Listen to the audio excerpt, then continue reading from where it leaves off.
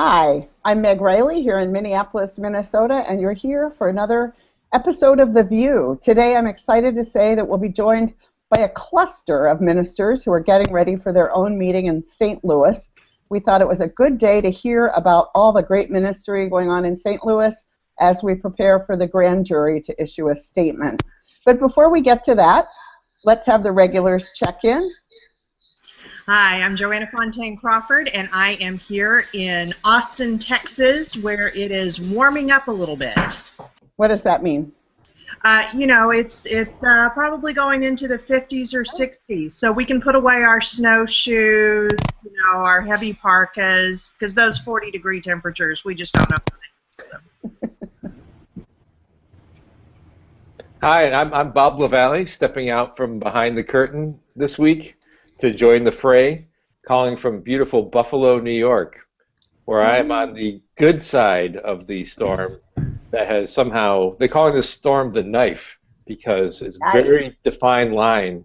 Some folks are getting walloped and other folks are getting nothing, all in the same city, and I'm in that. It's actually sunny out right now. Well, when you say nothing, you got like a foot of snow or something, right? Nothing, yeah. Yeah, nothing, right? Whereas your sister got what? I think north of 60 or 70 inches. Now that's a snow. That is the snow. Hank, how about you? What's going on there? Hey, Hank Purse. I'm speaking to you from lovely Medford, Massachusetts. And today is Meg Riley's birthday! Happy birthday to you, cha-cha-cha. Happy birthday to you, cha-cha-cha. Happy birthday, Meg Riley. Happy birthday to you, cha-cha-cha.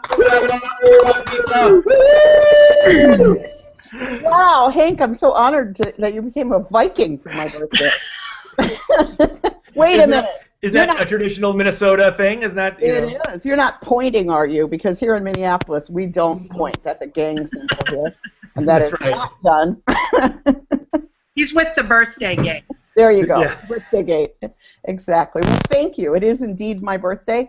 I got a great birthday present. CLF has a new website. Woo! Wow. Questformeaning.org has been relaunched with great thanks to Terry Bernor and Scott Yeomans, who did it on the cheap, and it is better than the one we paid that consultant for. If you ever don't have money for a consultant, call me and I will make you feel really good about that. Use consultants. That's my advice to you. Use WordPress or one of the other fabulous fill-in-the-blank website templates that are now available. So anyway, so I'm very happy. We finally launched. Took a while, but we did. And I'm going to be posting this all over Facebook and Twitter and everything else that I can. But for you, our viewing audience, I know that what Meg most would like for her birthday is money for the CLF. So please, can't you, like on the website, can't you actually like click on something? Yes, you can. Click to give. They make it very easy, very easy. And many of you, I know, already give, and thank you. You make everything possible that we do, so thanks so much for that. That's a great birthday present too, Joanna. You're right. So we're doing it differently today. We've got like a cluster, which is so fun for us. Right now, It's like a murder. you know how there's a murder of crows? It's a cluster of ministers. It's that plural. That's what we've got. So you can see Julie Taylor. You can actually see her face smiling. You could see, she's back. You can see Rose. Rose, can you see us yet, or are you pitching in the dark here?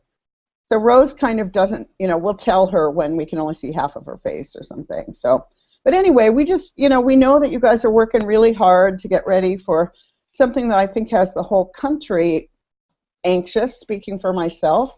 Every day I'm like, is today the day? And I'm just wondering what it's like there, and I bet it's a good day to be with your colleagues.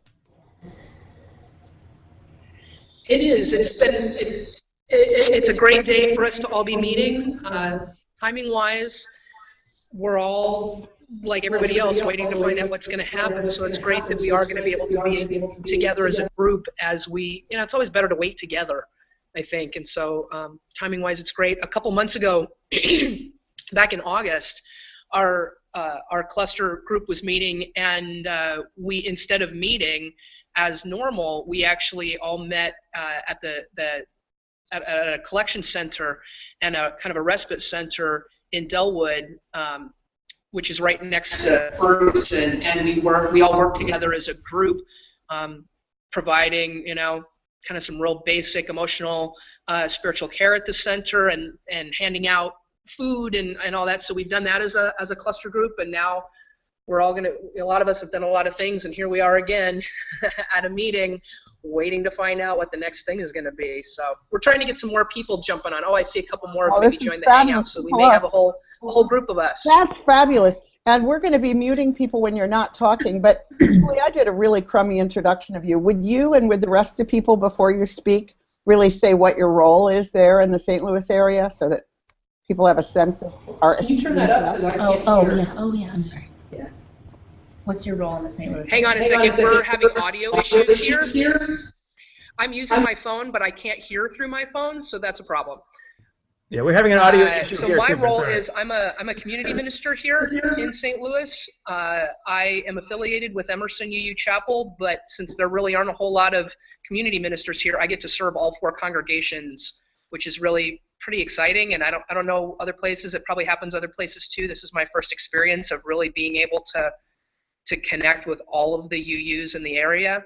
And my role as a community minister then here with all the events going on is to have been in the community and do everything from being on scene the first couple of weeks to working now. I'm trained as a medic now, and so I'm going to be working in some of the locations as a medic and also doing jail support. So a lot of us are doing a lot of different types of things, but as a community minister, I've got a whole lot of places that I kind of tag into in the community. Fabulous. Somebody else want to jump in and introduce yourself and say what you're observing right now? Sure. I'm Krista Taves. I'm the minister of Emerson Unitarian Universalist Chapel, the congregation that Julie Taylor is affiliated with. And we've been busy since the very first day, sending food supplies down to the Ferguson area. I've been attending community meetings with clergy, and we also are holding our own vigil every Saturday from 11:30 to 12:30 out in Chesterfield, which is one of the locations of white flight. It was created by white folks running away from black folks, moving out of the city core. And we've really seen firsthand what white self-policing looks like in terms of establishing boundaries and appropriate forms of whiteness, and how we're supposed to be a community. It's been really... You posted on Facebook that you've seen an evolution in the response from white people. Can you say more about what you've observed as the months have gone by and as we wait for the grand jury to speak? I think what I said is I was witnessing an escalation of white aggression towards our vigil. We have been doing this for 3 weeks now, not as long as Elliott Chapel. They've been going from the beginning, but we're a smaller congregation, and it took us a little longer to get off the ground. And we became really moved to hold a vigil because of several members of our congregation who are people of color who offered testimonies about what it means to be a person of color in Chesterfield, which is a western suburb of St. Louis, and the experience that they had and how absolutely heartbreaking it was. One of our youth did a testimony called The County Brownie, Death by 1,000 Cuts. And it was extremely moving, and that is what motivated our congregation to stand and to have our own witness for racial justice. So we stand at the intersection, one of the busiest intersections of Chesterfield, Missouri, outside what is often called the longest strip mall in the world. And we stand right at the entrance when people get off of the interstate. And we call it Black Lives Matter, bringing a message to West St. Louis County. And it's been very, very interesting. The response from people of color as they drive by has been almost uniformly positive or silent. A lot of Black Power signals, a lot of thumbs up, a lot of verbal support as they drive by, a lot of clapping, a lot of thank yous.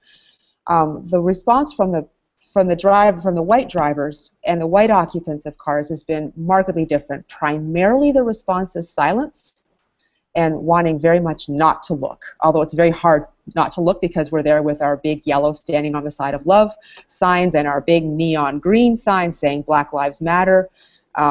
when we do get a verbal response from whites, primarily it is negative.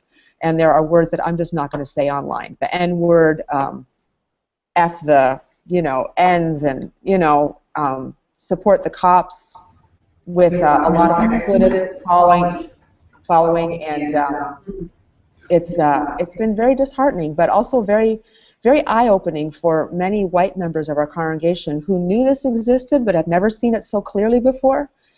And I think that the escalation that we're seeing, those who have those views, the white racist views, have been emboldened in expressing them.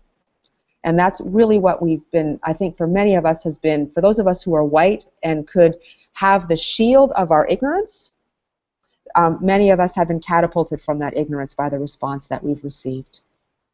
And really educated in a very saddened way. And also, it shows us exactly why we need to be there and why we're doing what we're doing. Yeah. Thank you so much for doing that.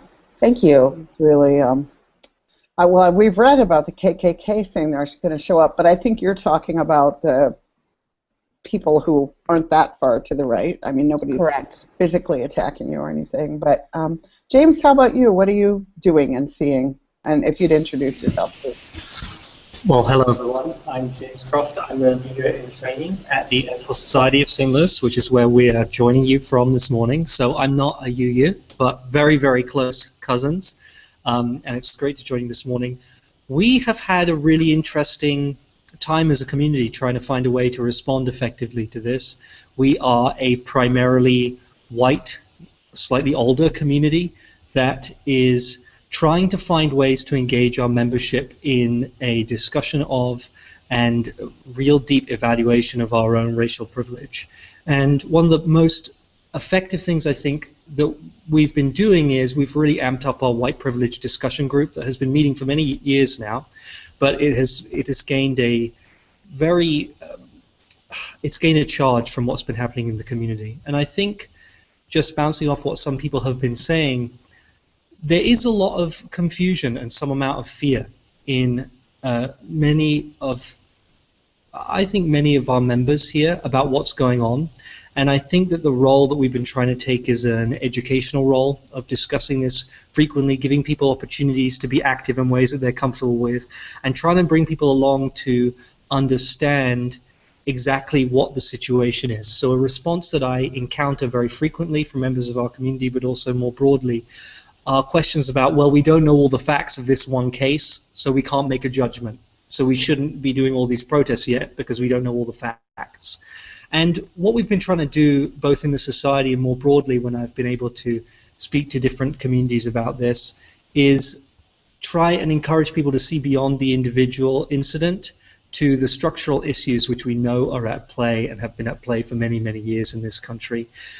And a message that I've been trying to convey to people is, regardless of what you think about this individual case, the criminal justice system is structurally racist, and that's a matter of fact. And not to know that and not to accept that is a sort of willful ignorance at this point. And so it's been an interesting experience. I only started working here at the end of August, so very soon after the shooting of Michael Brown. And being in St. Louis, which I've just moved to just a few months ago, during this process has been a very powerful experience for me personally in investigating my own whiteness, coming to become a better ally to people of color, and trying to find ways, as someone with an activist past, so I've been very involved in gay rights activism as a gay man myself, trying to find ways to be an effective ally without taking the spotlight, which is always a potential problem when you're someone who represents an organization which has a profile in a community. It's been an extraordinary learning experience and a powerful emotional experience. And this, I have to say, I don't know if anyone else feels the same way, this part is the worst. Waiting now for a week or two when we felt like we could have had this announcement, maybe a week or so ago at least, and all the planning that has gone into the protests and the response to the planned announcement, and that's something that I want people to understand. It's an extraordinarily well-planned, well-organized protest movement here.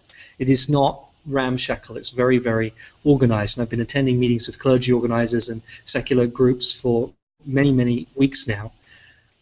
it's very difficult to wait for a response like this and to know that regardless of the outcome, there are a lot of people who are going to put themselves in positions where they may face arrest or they may face physical danger in order to protest the structural racism in our system, and waiting for that is challenging, at least I think.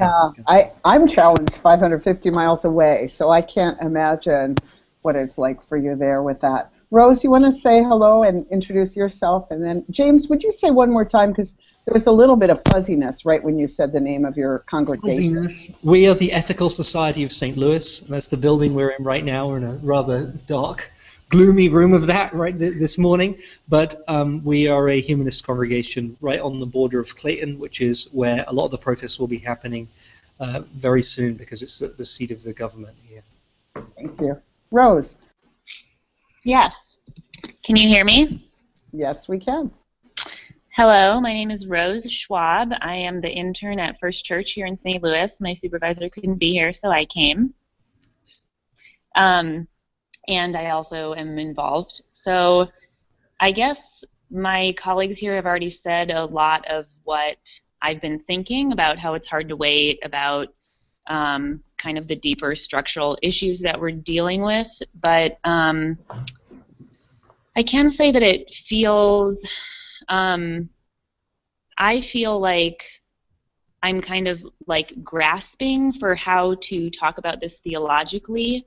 Like I'm trying to find language that can help my congregants understand this well and that can be a whole church effort so that it's not a divisive, are you on the cop side or the African American side, like that kind of thing, but rather thinking about it as perhaps a discussion of broken covenant or what it would really mean. What could the church really do in this situation to have like real reconciliation efforts, or use this? How can the space of the church be used truly creatively as a space that serves the wounds that are happening in the community? So what we've been doing, we started a Women of Color group, which is thriving and is really beautiful, and we have we've started using the church as a hub for the activists who are part of the church to meet and then plan and then go from the church, which has been really cool. A couple months ago, there was a symphony action that happened where someone dropped a banner with a piece of art, and it was a nonviolent protest, and the symphony applauded, and people got up and walked out, and those were members of our congregation, which we felt really proud of them. That's totally cool. I saw that. I mean, that really went viral. I saw it too, I had no idea the church was involved. I like that. It was members of the church. It wasn't a full church effort, but we felt proud of them. And I was going to say something else. And we've been having people come and stay at the church, which has been really interesting. So people who have come for protests have been able to stay in the church, and that's also been a really interesting and beautiful experience, just to meet people who come from out of town, who are not UUs, who have come to our services and met with the congregants, and it's kind of just been a great way for people to feel like there's new life. And so now help me with geography here. I don't, even though my people are from St. Louis, I don't really know it that well. So Rose, it sounds like your congregation is closer to some of the protests than Krista's. And James, you also said that you were on the border because of the county seat. I'm just trying to, I mean, it's a really big geographic area we're talking about, right? It's a county more than a city. And Ferguson's a way out from the city center. If you could kind of just help us, where are the UUs and all of that, that would be helpful to me. Well, one thing I would say is that some things are changing. In Ferguson, while Ferguson may be a ways out, we're talking a matter of 6 miles. We're not talking a county that is, I grew up in Oregon, and we've got counties that can go on for, you start at breakfast and at lunch you start at the new county. This isn't what St. Louis County is like. So UUs in terms of congregations, and Krista, you can probably maybe have distance, know the mileage better than I do. She's been here a long time. But there are 4 congregations that are kind of considered the metro congregations. 3 are actually on the Missouri side, and 1 is in the Illinois side. So Alton is in Alton, Illinois, which is across the bridge, essentially. That may be one of the closer congregations. First Unitarian and Alton are probably the closest to Ferguson, even though it's in Illinois, just because of where everything is. And then we've got Elliott Chapel, which is in Kirkwood, which is another, it's still part of the county, but a suburb. And that's where we've had, vigils once a week for, I'm thinking it's 15 weeks, maybe 16 weeks now. And then Emerson is the furthest out, probably 15 miles, 18 miles, all still part of the county. And so the other piece that's really changed is, so initially, when you think back to August, even beginning of September, the protests, the big protests that were probably the only ones that were being seen around the country, were the ones that were happening on West Florissant in Ferguson, right near the Canfield Apartments, right? But that has changed, and there are now protests everywhere, and that is very intentional on the part of the people that are organizing. Here in Clayton, or right near here where we are sitting right now in Clayton, which is the county seat, that's where Bob McCullough's office, the prosecutor's office, is. And so a lot of focus has been intentionally brought here. One of the faculty members at Eden, when we started looking at one of the initial clergy protest marches that happened in, I think it was late August, we were doing some organizing around that and working on it, and she said, I think we need to call it Take the Heat to the County Seat. And so that's what that march got called, because the intention was to bring some of the heat off of Ferguson and take it to the other places of power. That's what you've been seeing. Like this weekend, there was some, I gotta say, a lot of the reporting that you guys may be seeing is just very inaccurate in terms of location. I know there was a die-in on Sunday that happened that some of you may have seen pictures of. It was in the New York Times, and it was said that, oh, that's in downtown St. Louis. It was in the Loop, which is another part. It's not downtown St. Louis. It's in another part of the city. These are happening everywhere right now, and very intentionally to try, like what Krista and what Emerson is doing out in West County, to try to bring attention to this to other parts of the city and recognize this is happening all over for us. I have a question.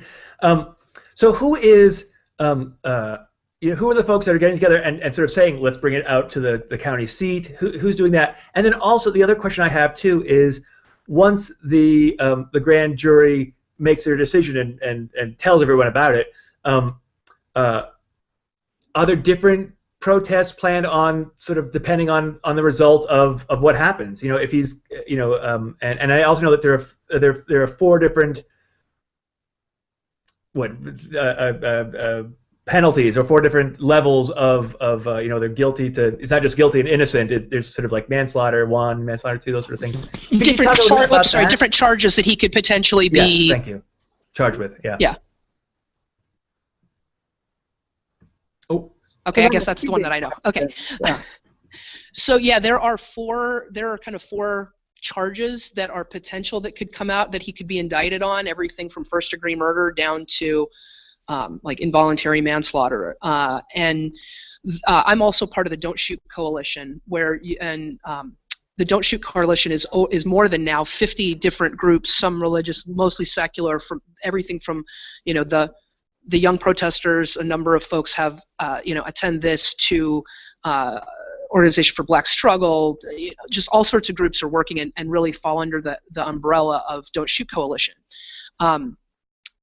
19 rules of engagement were issued by the Don't Shoot Coalition, and you can go and find them online, find us online. It's a lot of important information is there. 19 rules of engagement were taken to the prosecutor's office and the police, really, looking at how we can safely take care of everybody in terms of the indictment. And along with that, and so really a lot of the kind of formal announcement things are coming through the Don't Shoot Coalition, including the notion that whether there's an indictment or whether there's not an indictment, the protests continue, because this is not just about one person and one incident. This is about the systemic racism, ineffective policing, and just absolute outrage that's happened here. You know, it's it one looks thing like we to have have. a new guest who just joined us with Krista. Sorry to jump in, Julie. I just want to acknowledge that. The She snuck side in of behind me. Barbara Hoag Gadon's head there. Hey, Barbara. Me. Let me unmute it. There you go. Said, yes, I'm here. Great to see you. Want to introduce yourself for a minute? Julie, we do want to hear the end of that sentence. But wanted to say who you are, what you've been doing since Michael Brown was shot, and let people know about your congregation's work.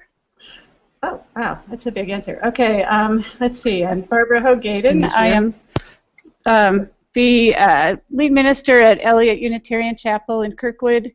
And our congregation, the main thing we've been doing has been holding a weekly vigil Tuesday night, 6 to 7. And it has been, it's just been a remarkable thing for the congregation to participate in, really just taking our church outside and promoting our values. And also, let's see, we've hosted different events, the Mother to Mother event with Black women telling white mothers what their experience is like. I don't know, lots of stuff, but those are the main things. Thanks. Just wanted to bring you in the room here. Julie, that Don't Shoot Coalition information you were sharing is really important, so I didn't want to stop that. But no, absolutely. I'm glad I didn't see her come in. Yeah. Yep. So let me just interrupt and say how fabulous it is for us that your cluster's meeting right now so that we could have all of you here. And I'm especially excited because now you all know how to do a hangout. This is how we'll be doing the vigil the day that the grand jury speaks. So now you all know how to connect, and I hope wherever you are with whatever device that you'll also come and speak then, because we'll be really wanting to hear from you then. Sorry, Julie, go ahead. That's okay. So this idea, the Don't Shoot Coalition, is also put out, and again, you can find this online, what the next steps are in terms of looking at dismantling a system that is inherently flawed and racist and classist. So that also can be found online. There are groups that are looking at bigger protests for more sustained, more sustained action. Just if there is an indictment, that means there will be that there will be a trial. So continuing pressure throughout that. Does anyone think there's going to be an indictment? It's hard. It's hard to tell with the 4 different layers and levels. There's not a whole lot of hope in that, but people can surprise us. I said on the last time I was on with you guys, as a universalist, I believe that there is opportunity for folks to experience redemption at any point and make a change, and I still believe that may be possible. But that's possible for individuals. I'm not so certain about systems being able to redeem themselves just quickly with having one idea or one experience happen and allowing that kind of change to go on. So the other piece to look for on the Don't Shoot Coalition is also, so there's the 19 rules of engagement. There are moving forward, what we see as the bigger vision. There's also a letter to the Department of Justice that was issued a number of weeks ago that's about a 4-page letter. If you want to see, and this actually outlined changes that need to happen, systemic changes for us at a local and county level, but it also looks at state and federal changes that needs to happen. So from wherever you are in the country, if you want to look at kind of a template of what needs to happen nationally, go to that website and check out that letter to the Department of Justice, because that may give you something to do where you are. Julie, can you say what that website is, and we'll push that out? Do you know it? Off the top of my head, if you just Google the Don't Shoot Coalition, and I'll try to, I can't really look it up now, but I will try to send it. Oh, yeah. Rose is going to look it up. Fabulous. I'm curious, I noticed that Governor Nixon has started this commission to look at the underlying reasons for this, and a couple of UCC ministers are on that, which I thought was the best news I'd seen coming out. Do you guys have hopes for that? It looks like a 16-member panel. You know what I'm talking about here? Mm-hmm. James, you're nodding, or somebody, yeah. Well, yes, I think there are a variety of views among protesters about that. Some of them were very, very against anybody getting involved in that because they felt that there would be a co-option of the process. I think that that's a legitimate concern when people become part of organized, sort of governmentally sanctioned bodies which oversee these things. Those are the sorts of organizations which have consistently failed to challenge the status quo up until this point. We are at this point because governments and other so-called democratic bodies have failed to do what they should do to protect people of color from discriminatory policing. And so there's a lot of skepticism in the activist community, and some of the members of that commission have already been feeling it from other activists who are saying they should not have put themselves forward to join that. I think that mature social movements exercise power on multiple levels throughout the system simultaneously. So we need the people on the streets to give legitimacy to the protests that are happening elsewhere. We need that pressure so that there is the impetus to act, to get over the huge social inertia of white privilege, which is preventing change. And we also need people who can walk in the corridors of power and translate those demands from the street into a way that is actionable and can be passed through legislation, through other mechanisms. Because ultimately we won't get the change that we want just through protesting on the street. And that's something difficult to communicate to some of the groups that I've been part of. It's not the case that any movement that I know of has ever been successful in achieving its aims just through protests on the street, although those are very important. So I think we need to keep doing what we're doing, which is making it so uncomfortable to tacitly accept the status quo that people have to change what they're doing in order to get themselves back to a place of comfort. But I also think we do need people like these people on the commission to take those roles and to bring it into the political process. Thanks so much. Barbara, were you working to say something too? Well, I was heartened and a little bit surprised to see Tracy Blackman on the commission. I think that, and I guess my hope is, James especially, if there's anybody that could resist being co-opted, it would be Tracy. And so they will hear some things that they may not be expecting to hear, as long as she's on that panel. That was my thought. One of the things from the Don't Shoot Coalition, we were talking about this yesterday at our meeting. There are kind of 4 people that are on the commission that the coalition is kind of excited about, or happy at least that they're there.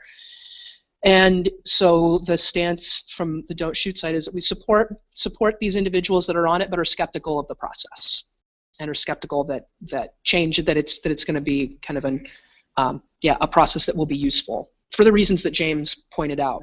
Glad that they're there, support their work, but the grain of salt can't really be too big. Yeah. And the fact that the very same day that the results that this commission is announced is also the day that Governor Nixon calls a state of emergency. Yeah. I mean, that really, that's highly problematic that he would do those on the same day. So it's like giving with one hand and taking away with the other, and sending an extremely mixed message about his real commitment to sustained change. It's true. I had to think that Governor Nixon is probably the only person in America who wants to have 60 inches of snowfall around the St. Louis area rather than in Buffalo. Give the National Guard something healthy to do, yeah, really. One of the things, sorry, go ahead, Krista. One of the things I also wanted to underscore is, I mean, I've only been in this city for 10 years, and it doesn't take long to learn how very, very segregated this city is. And I mean, just to give you an indication, one of the first questions someone will ask you is what high school you went to, and that high school will tell not only your social class, but where you belong and where you do not belong. It's a very loaded question, and someone who's not from St. Louis will never be able to enter this city in the same way as someone who grew up here. And someone who grew up here will be very limited in their acceptance of where they should be able to live in this city. But the kind of coalition building that we're seeing here, I mean, my experience in this city has been, it has been exceedingly difficult to do coalition building. That it's been very, very difficult for the different municipalities, and there's like 93 different towns that make up the city of St. Louis, and everyone has their own school board and their own police department and their own mayor and their own, I mean, it's just the duplication of services, but the very strong protections around each one of those little fiefdoms. And that has translated into even doing, clergy coalitions and different kinds of, different kind of coalitions around different issues, because we tend to be so identified with a little part of the city that we are at. I mean, and you have a city where I live in West County, you have some of the best schools in the nation, and then 25 miles away, they even have books for their libraries. It's striking, the difference in the cities. And that we have been able to, at this point in time, to the degree that we have, break through some of those divisions and have ministers from Chesterfield, Missouri, sitting with ministers from Florissant and Ferguson and Kirkwood and St. Louis and Hazelwood and Maplewood, all these different cities that have been their own little isolated units. It is really actually incredible, and it's very, very heartening to be sitting in the room with these activists and these people who all believe in the same thing. And it has not been easy. The differences of opinion have been sometimes striking. The dramatic examples of people exercising their white privilege while they're trying to help has been absolutely striking. And what's really been, and James spoke of this at the beginning as well, what has really been, for me, such a powerful experience of being a white ally is so deliberately following. Not easy for Unitarian Universalists to do. Not easy for white moderates to do. We like to be the champions. We like to be the saviors. I mean, we have our own little false salvation theologies that go on in Unitarian Universalism, and we all want to be the hero. Sister! We all want to be the little hero that, brings justice and, and our when you look at our worship services and our liturgies, so much of it is the language of the powerful and the empowered who already assume their empowerment. And it has been such an experience to learn to be silent and to learn to listen and to sometimes allow myself and encourage others to follow an agenda that maybe I don't entirely agree with or even entirely understand, and just accept that I'm not going to understand it and that I have to have faith and trust. And even if there are some missteps, you know what? That's the deal with coalition building. That's the deal with partnering and being an ally. For me, it has been life-changing, and I am so thankful to be at this point in time in history. I don't know what the grand jury is going to decide, but whatever it is, we are stronger, and we are. I don't know. Have I said enough? I mean, you're making me cry. You're making me cry. I would love, as a room full of white people talking about this, I would love to hear from everybody, and we haven't heard from Rose in a while, so I invite you, if you're interested, to talk about how to be a good ally. I think we progressives are, white progressives. Before you do that, I'm just going to butt in and say we missed the half-hour mark. So this is The VUU. We are delighted to be talking with a clergy cluster who's about to have a meeting in St. Louis, and it includes James Croft from the Ethical Society and ministers from the VUU congregations in the St. Louis area, talking about everything going on related to Ferguson. And as you talk about what it is to be a white ally, I'm going to throw in being a white ally with police law about to come in on you, and what, I mean, martial law in effect, or I don't know what they're even calling it, but the militia that Governor Nixon is talking about. What, how do you prepare for something so heightened as an ally, knowing that you won't be targeted in the ways that some other community members will? Go, Rose! Can you hear me? Yeah. So I don't really know the answer to that question, but I do think that, so I have two things I want to say. The first about being a white ally. I think Krista said a lot of what I feel, but I do think that the position that I'm in right now, my seminary prepared me for. So I went to Union, and I was able to work through what it really felt like to be in an intimate, long-term, deep relationship with people of color. And now I'm just aware of how painful and hard that process can be, and I'm just trying to think about how to lead in a congregation where I see a lot of people in pain about their whiteness and not feel comfortable or okay or even not even acting appropriately when they interact with people of color. So I think what I'm trying to think about is kind of how to lead a bunch of white allies. And to be quite honest, I've mostly been focusing on the people of color in the congregation to try to give a voice, give a space for those groups to have a space to process. The thing that I wanted to say earlier was that the other thing about St. Louis is that it just has incredible poverty. When I came here, I was not prepared to see poverty like this in the U.S. It's very much what I've seen in Baltimore and Detroit and Philadelphia. And a lot of the people that I see who are protesting are poor. A lot of people are bringing their children because who's going to watch them kind of thing.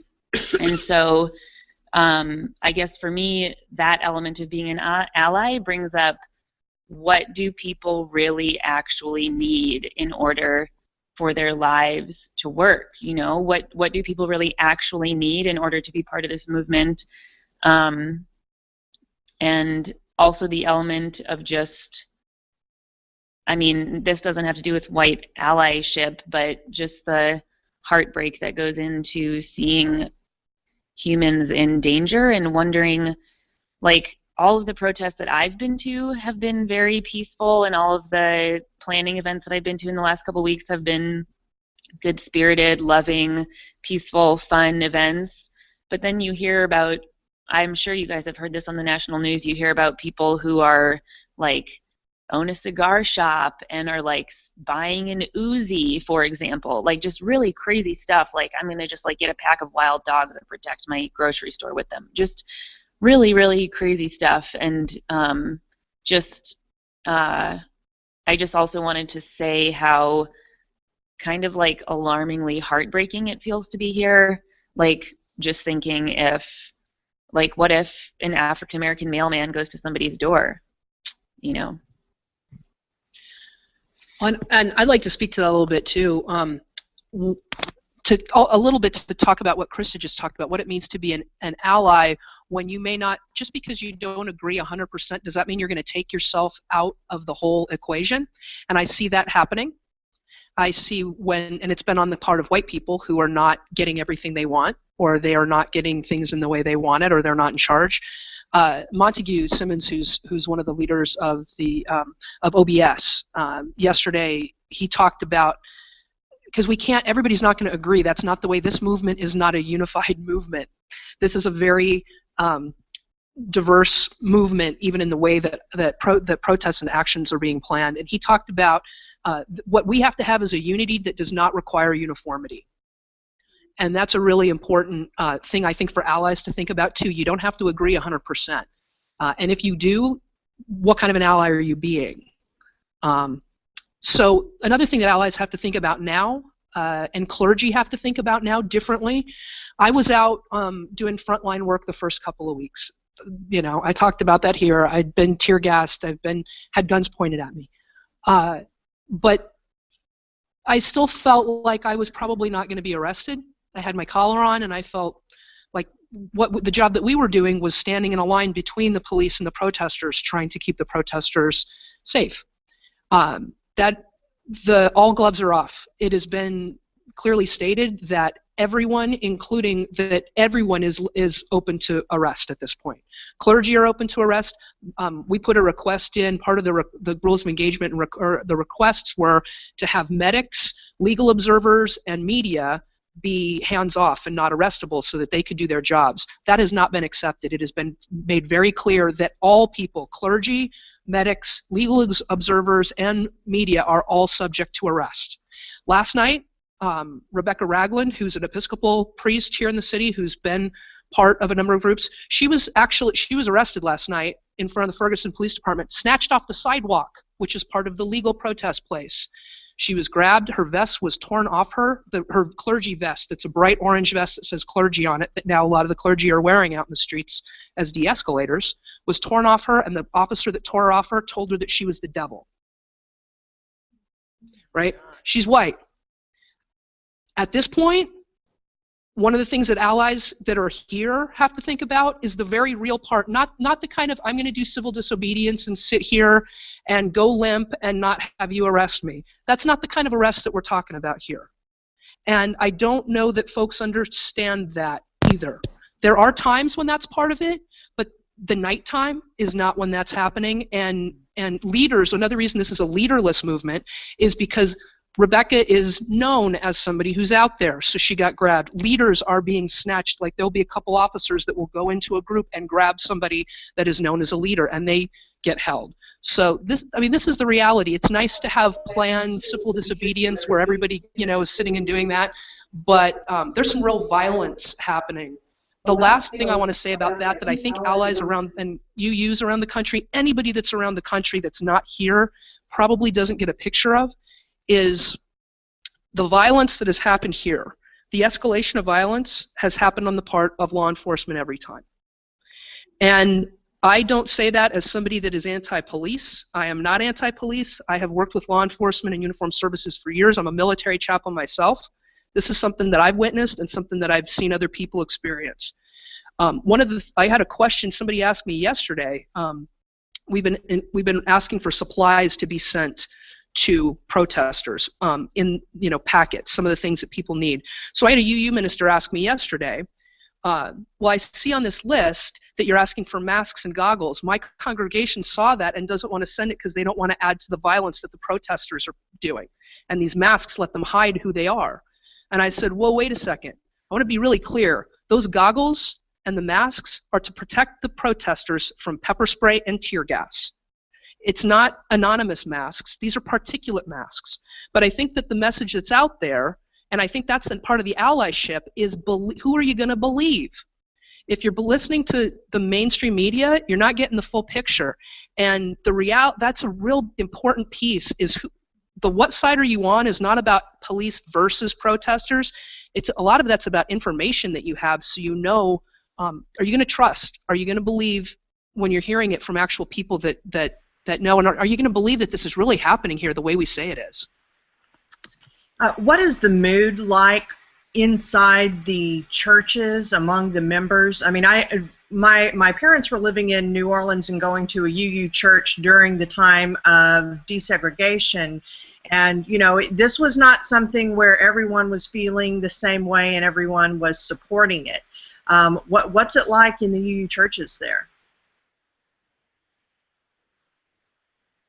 If I could jump in there. Well, it's been really interesting here. I decided we were just going to kind of step out and do stuff before we had a big discussion about it. And that's had both, it's been mostly, I think, a good decision, because people need to have some experiences before they know what they think, I think. And that's been helpful for us. So, so there's been, I would say, much of a building of support, and so being white allies for us, we're doing the vigil. We had police support for that. Now I've got my social justice chair has written a letter to the little local newspaper that is, it's a wonderful letter, and it's answering people, why are we standing in vigil? Are we against the police, etc.? And he said, no, we're not against the police. And of course, all lives matter, because it's been important to us to have the Black Lives Matter signs out. And there's a part of that where he is calling for decreasing in police brutality, decreasing in racial profiling. And there was a part of me that went, whoa, I was so, that I popped my earbud. That was for emphasis there. The idea of people looking at that piece and thinking that we were directly criticizing our police department. really gave me pause, because there is some good and some not good here that I've personally witnessed. There are people here, ministers who are on the police chaplains group that actually has been doing quite a bit of good. The police here in Kirkwood, I shall say, have good connections in the black community. There's very good informal back channels here that I have seen. And there is still profiling that is going on. And I had to let my congregant call me on it and say, you know what, I think you're looking at your own white privilege there.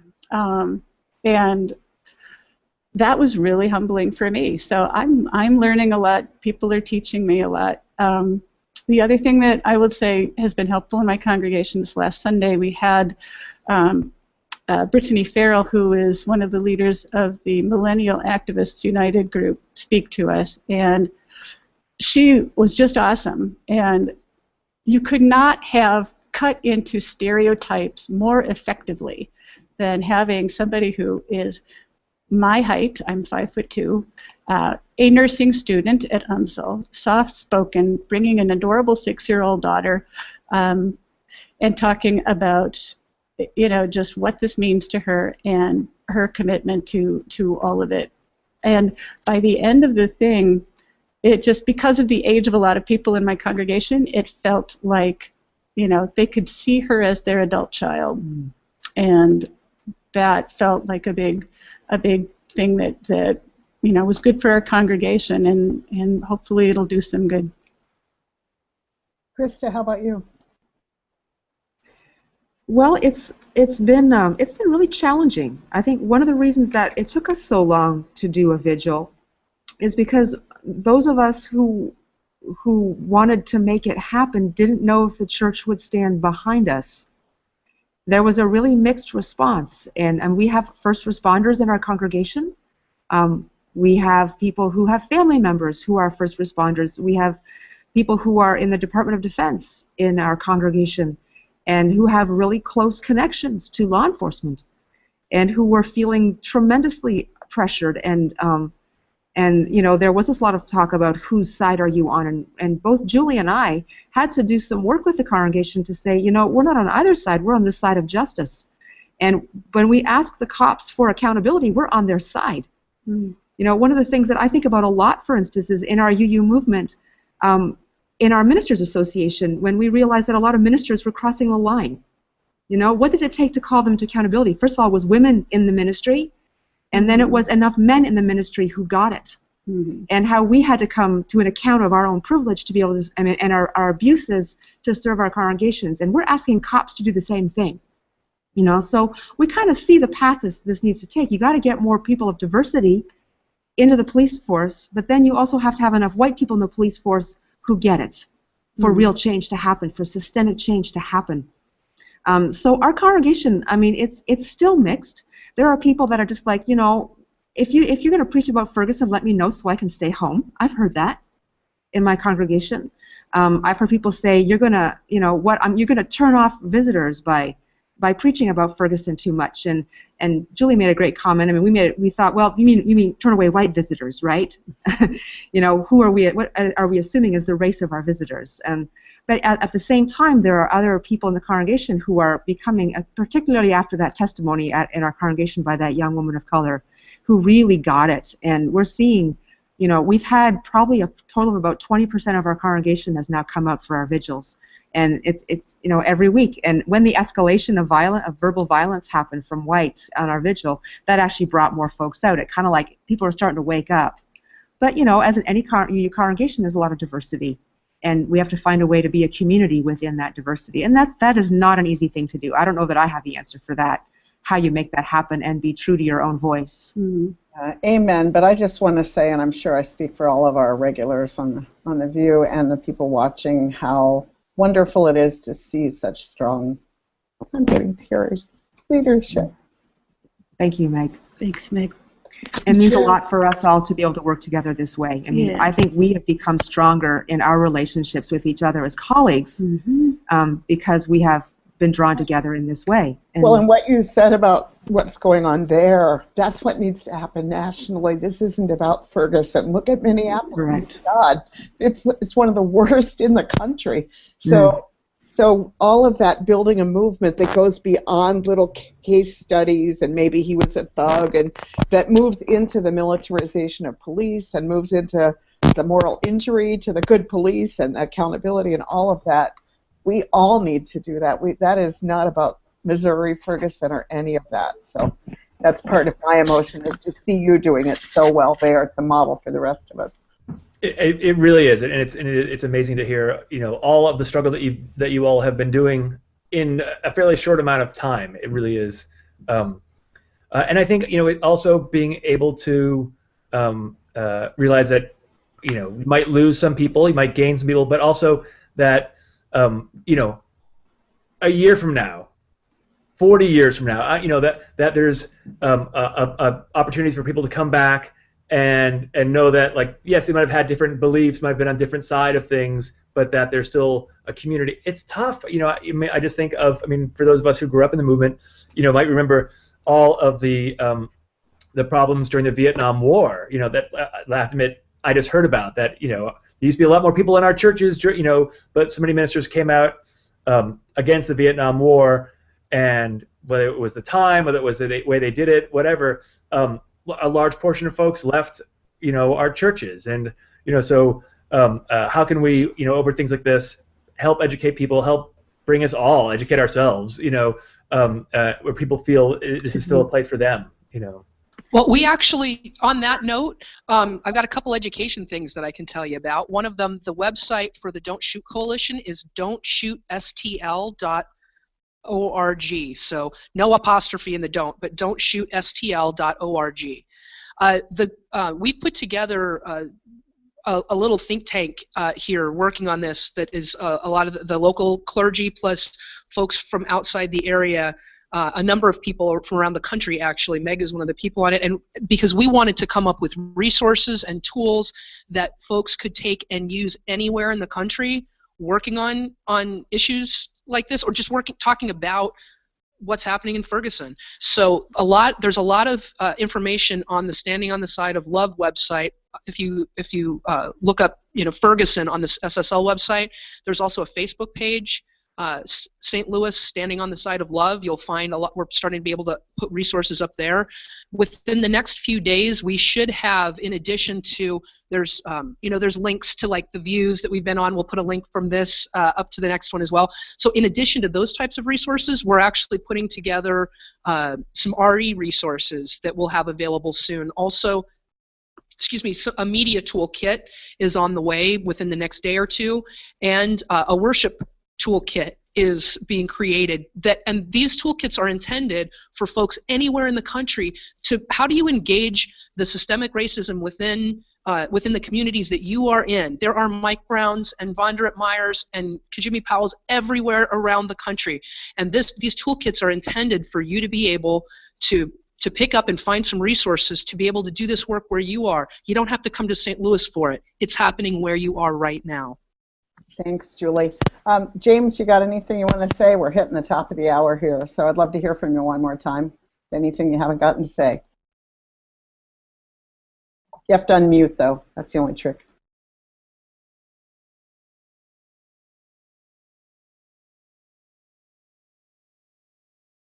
He seems to have a technical difficulty. You're muted. He has a technical difficulty. Yeah. Sometimes you can't unmute. That's just a little gift that sometimes people bring to you. Did you get it? They muted me. There we go. Thank you. Well, we can kind of. There you are. Come on over. Yeah. You're still muted. What an I'm sure it would have been really deep, though. I'm sure it would have been really good. He's saying thank you. He said he's fine. He said he's fine. I can see him in the back of Julie's camera. Yeah, we can see him. You know, you guys, thank you so much. And as I said, we'll be doing a vigil through this mechanism at 8 p.m. Eastern Time, the day that the grand jury speaks. I hope you'll all be able to come. And again, profuse thanks for your leadership. Thank you so much. Take care, all. See you next time on The View. Hank or Joanna, you got anything you want to say on the way out? Peace. Peace Yes. out, Bob. All right. Take care, all. Bye now.